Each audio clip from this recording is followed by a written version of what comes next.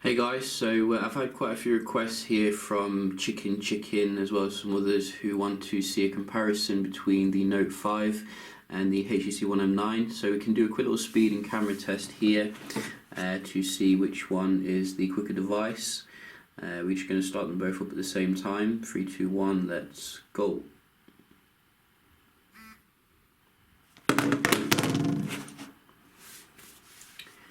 And these ones obviously coming with different processors, obviously slightly probably geared towards the Note 5 when it comes to the raw horsepower, but maybe HTC's legendary speed can bring it back here. Maybe. We are expecting a hero device from HTC, but there's some conflicting arguments whether it's going to be high-end or just another mid-ranger, who knows. But we are updated here to the latest software on both of them, Android 5.1.1, and we can just get rid of this annoying message from the still chocolatey Note 5. Struggling to get out some crevices, but do have a lot of toothpicks. But we can just start off here then, just open up some apps.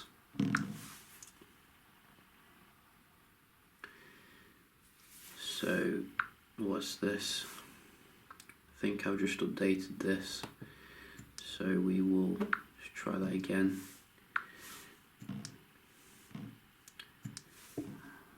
So eBay. Now this one's doing it. How annoying is that, eh? Trying to do a speed test here. eBay. So you can see definitively the Note 5 is quicker there. And again, the Note 5. About the same that time.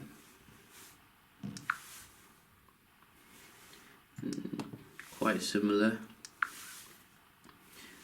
I think the M9 there a little bit, but I think I clicked actually on the clock there. Let's just try that again. Whoa. Keep Twitter open, and we want to try the weather. There we go, so about the same there. WhatsApp, bit quicker here on the right with the M9, very nice. Viber, a little bit of a delay here, just double check that they're both on the 5G. For some reason this flipped to the 2G the other day, but it is definitely on, as you can see. And with this one as well, what are we on? So we are on the 5G, very nice. So what else do we have? We do have the camera. So maybe a little bit quicker here on the left, but not a huge difference really. Why is the screen gone dull? There we go. And we do have, what do we have? Dialer somewhere in here. A bit quicker here on the left as well. So I think you can see here the Note 5 probably has a slight edge when it comes to most of them, but the M9 can trip up the Note 5 every now and again. Which is nice. We can just check out the Chrome browsing as well.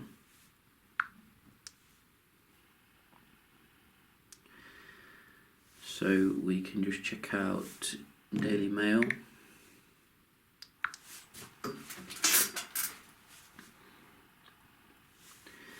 So a little bit quicker here on the left.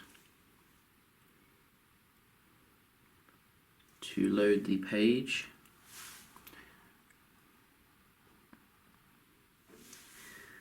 And what about GSM?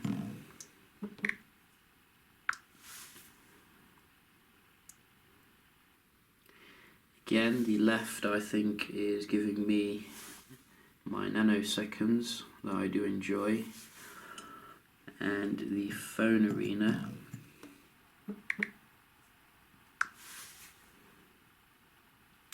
about the same there.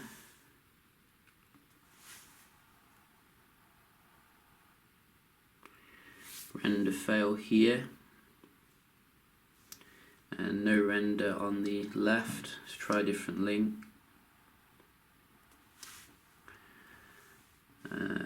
This one.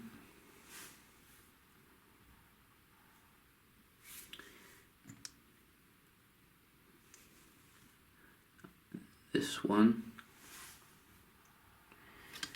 Wow, what is wrong with the Note 5? It's starting to play up.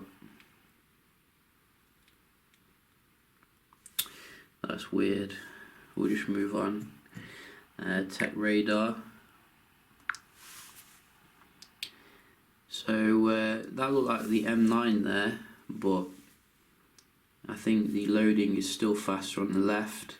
So I'm probably give this to Note 5, except for that momentary blip, probably chocolate induced. But we can just now round off with a multitasking feature, and I think this is where the M9 is going to dominate,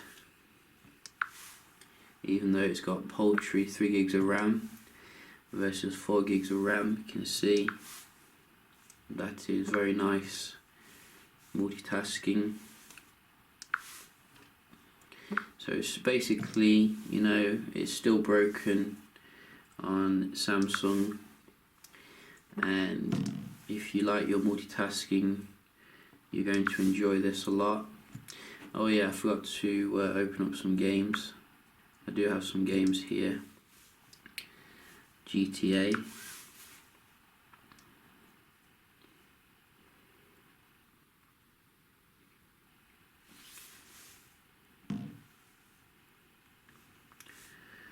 So, go.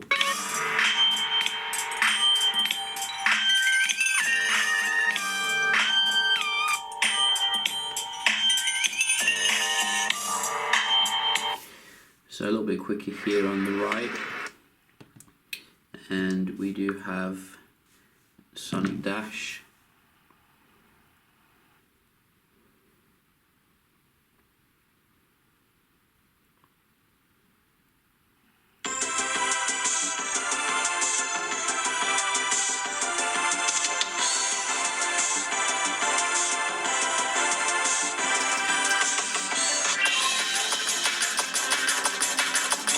Again, a little bit quicker on the left if you ask me.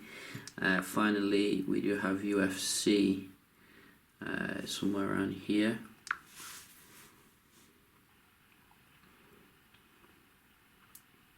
EA Sports, it's in the game.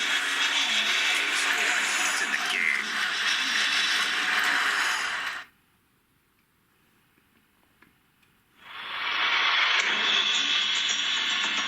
So you can see again on the left. So I think you can conclude here everything except for the multitasking is going to the Note 5, which I guess is to be expected. But the M9 is no slouch. I still think it's a very fast device here, and I'm definitely enjoying the speed on the device. I did do some photo comparisons as well, which you can have a look at here. So not to obviously belittle the M9, it's still quite interesting to see here how it compares. However, I do think that it had its odds stacked up against it, really, for to be honest. So you can see here, I think, well, in general, the photos on the Note 5 look a little bit more vibrant to me and colourful. You can have a look as well at some of these ones. But the M9 did quite a good job, if you ask me. You know, in day-to-day use, in terms of good daylight, there's not a massive perceivable difference. It's still using a pretty decent sensor. You can see a little bit more vibrant here with the flowers. We do have some HDR mode as well. I can just blow them up on your screen so you can have a look for yourself to see if you can see any differences. Personally, I'm leaning towards the Note 5 because it's probably the strongest shooter on the market right now.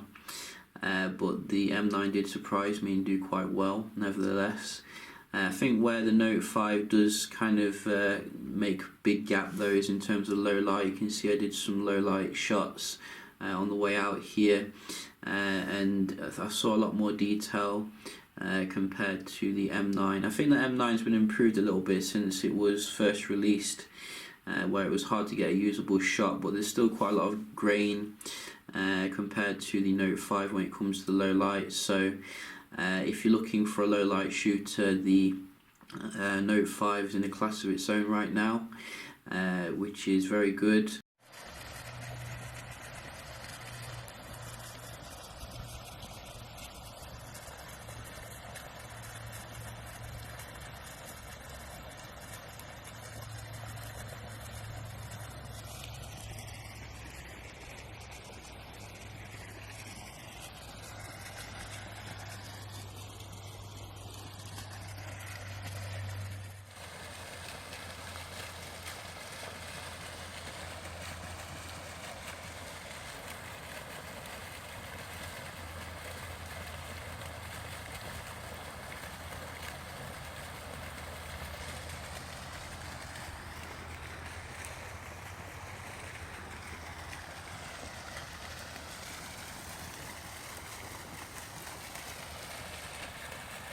But you know, in general, I think that the M9 is still very usable. And if you're buying an M9, you're not probably going to be buying it for the actual the camera. You're buying it more for the speed. You're buying it for the micro SD, the build quality as well, which is, you know, exceptional here. You know, I would be more careful with the Note 5 than I would be with the M9.